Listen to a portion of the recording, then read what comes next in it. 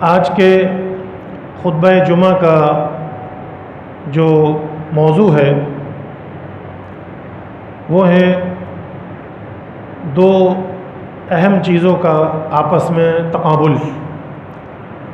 ہماری پوری زندگی میں بار بار یہ مواقع ہمارے سامنے آتے ہیں کہ ہمیں دو میں سے کسی ایک چیز کا انتخاب کرنا ہوتا ہے۔ یوں سمجھیے کہ بچپن سے لے کے جوانی تک، جوانی سے لے کے بڑھاپے تک بار بار یہ مواقع انسان کی زندگی میں آتے ہیں کہ اس کو ایک چیز چھوڑنی ہوتی ہے، ایک چیز لینی ہوتی ہے۔ کسی چیز کو فوراً حاصل کرنا ہوتا ہے اور کسی چیز کو مؤخر کرنا ہوتا ہے، ڈیلے کرنا ہوتا ہے، دین میں بھی اور دنیا کے حوالے سے۔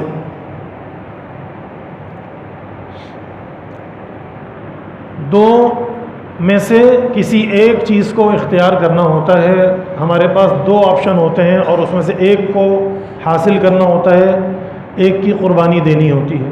ترک اور اختیار، ایک چیز کو لینا ہے اور ایک چیز کو چھوڑنا ہے۔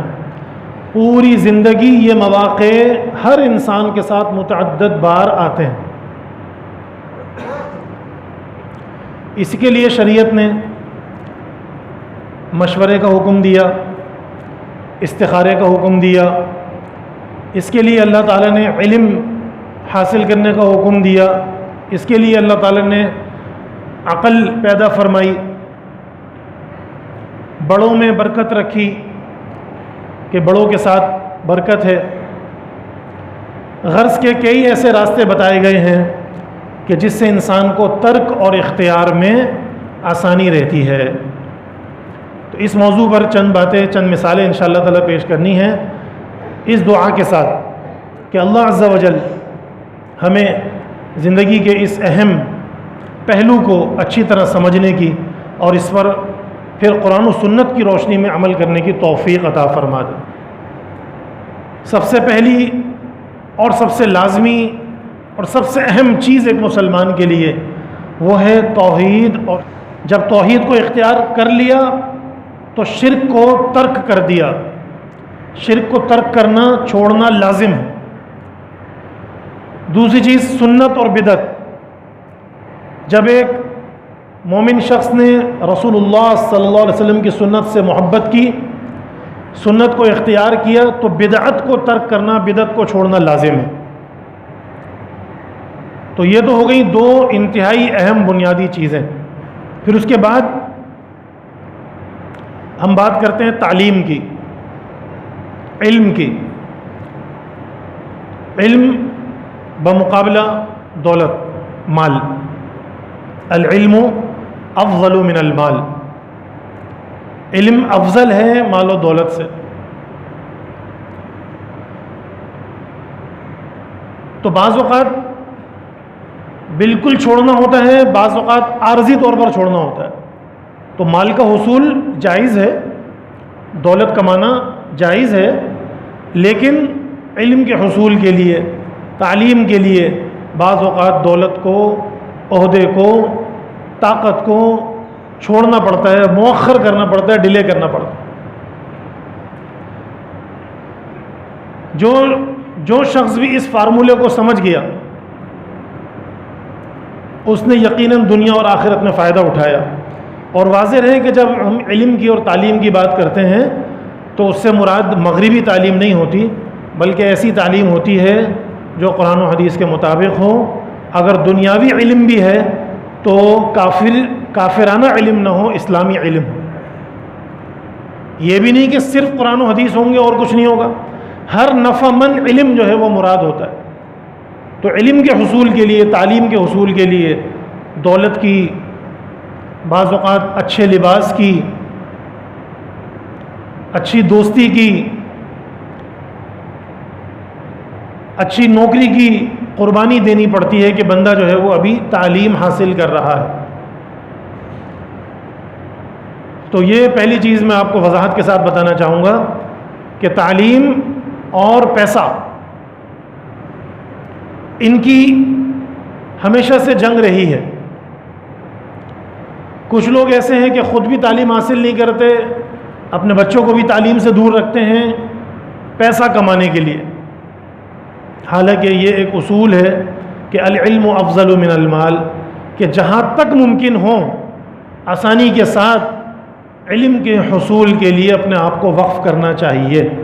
یہ قرآن و حدیث سے بھی ثابت ہے اور تاریخ سے بھی ثابت ہے، اور پوری دنیا اس بات پر متفق ہے کہ حصول علم جو ہے وہ ہمیشہ پیسہ کمانے سے افضل رہا ہے۔ جہاں تک کسی شدید مجبوری کی بات آتی ہے وہ ایک الگ موضوع ہے۔ اس کے لیے میں آپ کے سامنے بطور مثال صحابی رسول سیدنا ابو ہریرہ رضی اللہ عنہ، کہ جن کا نام عبد الرحمن بن صخر تھا، خیبر کے واقعے کے بعد انہوں نے اسلام قبول کیا، اور رسول اللہ صلی اللہ علیہ وسلم کی حیات طیبہ میں ان کو جتنے بھی 4-5 سال ملے انہوں نے حصول علم میں ہی صرف کیے، حدیث رسول سیکھنے کے لیے ہی صرف کیے۔ دیگر صحابہ کرام جناب ابو بکر، جناب عمر اور دیگر صحابہ کرام، ان کی تجارت بھی تھی، کاروبار بھی تھا، دیگر معاملات بھی تھے، لیکن سیدنا ابو ہریرہ رضی اللہ عنہ نے اپنے آپ کو حصول علم اور حصول حدیث کے لیے ہی وقف کیا، اور مسجد نبوی میں ہی رہتے تھے، صفہ کے چبوترے پہ ہی ان کا قیام ہوتا، اور بعض اوقات فاقوں کی نوبت آ جاتی، کھانے پینے کی کوئی چیز میسر نہیں ہوتی، لیکن حدیث کا علم حاصل کرنے میں انہوں نے کوئی کمی نہیں کی، حتیٰ کہ بعض اوقات خالی پیٹ ہونے کی وجہ سے غشی آ جاتی، بے ہوش ہو کر گر جاتے، تو کفار مذاق اڑاتے کہ دیکھو اس شخص کو، کہ جب تک یہ ہمارے دین پہ تھا اس کو کبھی فاقہ نہیں ہوا تھا، کوئی مشکل پریشانی نہیں آئی تھی، آج یہ محمد صلی اللہ علیہ وسلم کا پیروکار ہو گیا تو اب دیکھو اس کو فاقے کاٹنے پڑ رہا ہے۔ یہ ایک وقت تھا، ایک ٹائم تھا، ان کے لیے رسول کی دعا تھی، ان کو معلوم تھا کہ یہ چند سال ہیں کٹھن، اس کے بعد پھر اللہ رب العالمین جو دنیا آخرت کی عزت عطا فرمائے گا ان کا تو کوئی مقابلہ ہی نہیں، اور دنیا میں بھی اللہ تعالیٰ نے ان کا جو مقام اور مرتبہ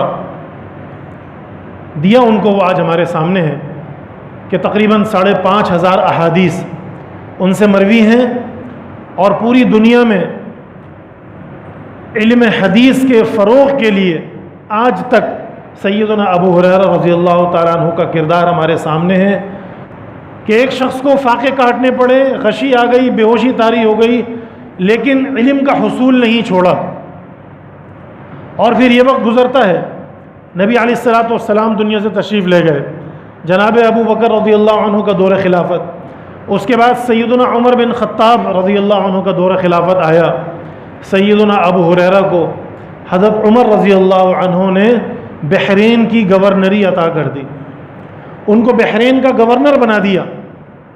آج ہم علم حاصل کرتے ہیں تو 16 سال علم حاصل کرنے کے بعد کوئی چھوٹی سی نوکری بھی بمشکل ملتی ہے،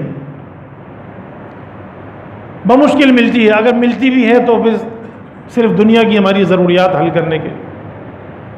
انہوں نے حدیث کا علم حاصل کیا، لیکن اس دوران حصول علم کے دوران ان کے اوپر جو مشکلات اور پریشانیاں آئیں، ان کی والدہ تک کافرہ تھیں، والدہ تک نے اسلام قبول نہیں کیا تھا، رسول اللہ صلی اللہ علیہ وسلم کی دعاؤں سے انہوں نے اسلام قبول کیا، اور پھر آپ صلی اللہ علیہ وسلم نے ان کے لیے دعا کی کہ یا اللہ ہر شخص کے دل میں ابو ہریرہ کی محبت اور ان کی مومنہ ماں کی محبت ڈال دے، حتیٰ کہ یہودی، نصرانی، مسلمان جتنے بھی تھے وہ سیدنا ابو ہریرہ اور ان کی والدہ سے بے انتہا محبت کرتے، ان کی عزت اور اکرام کیا کرتے۔